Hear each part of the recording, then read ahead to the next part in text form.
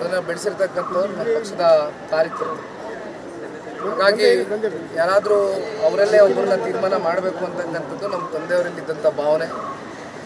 ಆದರೆ ಅಲ್ಲೋದಂಥ ಸಂದರ್ಭದಲ್ಲಿ ವಾತಾವರಣ ಬೇರೆ ರೀತಿ ಇತ್ತು. ನಾವು ಅದನ್ನು ನಿರೀಕ್ಷೆ ಮಾಡಿದ್ದೀವಿ, ರೀತಿಯನ್ನು ನಿರೀಕ್ಷೆ ಮಾಡಿದ್ದೀವಿ. ಹಲವಾರು ವರ್ಷದಿಂದ ಪಕ್ಷದ ಪರವಾಗಿ ಪಕ್ಷ ಎಂಥ ಸಂಕಷ್ಟ ಕಾಲದಲ್ಲೂ ನಮ್ಮ ಕಾರ್ಯಕರ್ತರು ಇವತ್ತು ಯಾವ ರೀತಿ ನೀವು ನೋಡ್ತಿದ್ದೀರಿ, ಭಾಳ ಇವತ್ತು ಇಡೀ ಜಿಲ್ಲೆಯಾದ್ಯಂತ 8 ವಿಧಾನಸಭಾ ಕ್ಷೇತ್ರದ ವ್ಯಾಪ್ತಿಯಲ್ಲಿರ್ತಕ್ಕಂಥ ಎಲ್ಲ ನಮ್ಮ ಕಾರ್ಯಕರ್ತರುಗಳು ಇವತ್ತೇನು ಪಕ್ಷವನ್ನು ಭಾಳ ಸದೃಢವಾಗಿ ಕಟ್ಟಿ ಬೆಳೆಸಿದ್ದಾರೆ. ಬಹುತೇಕ ಎಲ್ಲರೂ ಇವತ್ತು ಬಂದಿದ್ದಾರೆ.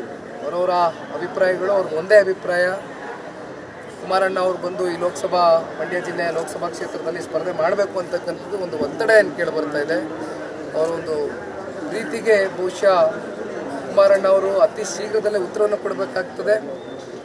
ಎಲ್ಲರ ಒಂದು ನಿರೀಕ್ಷೆ ಏನಿದೆ, ನಮ್ಮೆಲ್ಲರಿಗೂ ಗೊತ್ತಿದ್ದಾಗೆ ತಂದೆಯವರು ಮಾತನಾಡಬೇಕಾದ್ರೆ ಹೇಳ್ತಾ ಇದ್ರು, 2018ರಲ್ಲಿ ರಾಮನಗರ ಹಾಗೂ ಚನ್ನಪಟ್ಟಣ ಎರಡೂ ತಾಲೂಕಿನಲ್ಲಿ ಸ್ಪರ್ಧೆ ಮಾಡಿದಂಥದ್ದು. ಚನ್ನಪಟ್ಟಣದ ಕಾರ್ಯಕರ್ತರುಗಳು ಹಲವಾರು ವರ್ಷಗಳಿಂದ ಸಾಕಷ್ಟು ನೋವನ್ನು ಅನುಭವಿಸಿದ್ರು. ಹಾಗಾಗಿ ಅಲ್ಲಿ ಒಂದು ಒತ್ತಡ ಕೇಳಿಬಂದಂಥ ಸಂದರ್ಭದಲ್ಲಿ ಅವರ ಒಂದು ಕೂಗಿಗೆ ಮಣಿದು ಕುಮಾರಣ್ಣ ಅವರು 2 ಕಡೆ ಸ್ಪರ್ಧೆ ಮಾಡ್ತಾರೆ. ಅದೊಂದು ಇತಿಹಾಸ. 2 ಕಡೆ ಜನಗಳ ಆಶೀರ್ವಾದ ಮಾಡ್ತಾರೆ. ಈಗ ಹಾಲಿ ಶಾಸಕರಿರ್ತಕ್ಕಂಥದ್ದು ನಮ್ಮ ಚನ್ನಪಟ್ಟಣ ತಾಲೂಕಿನ ಕುಮಾರಣ್ಣ ಅವರು.